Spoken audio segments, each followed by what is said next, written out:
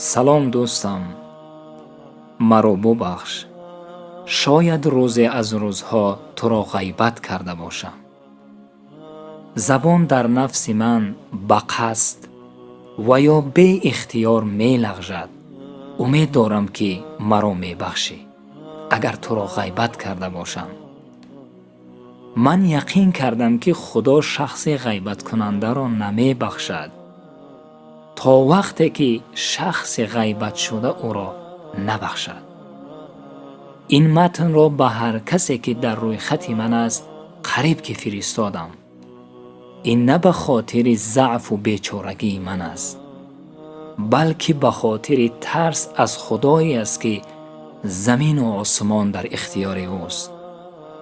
دوستم، اگر مرا بخشیدی با پیامک خبردارم کن. این متن برای یکدیگر را بخشیدن است. دوستم، بیا دلهایمان را از غیبت پاک سازیم. خواهش میکنم که مرا ببخشید دوستم، زیرا مرگ من معلوم نیست. خدا شاهد است که من شما را بخشیدم. این متن را یک دعوت خالصانه یکدیگر بخشی و پاکسازی قلبها پیش از رمضان مبارک می نامیم. همیشه سلامت و تن صحت باشید.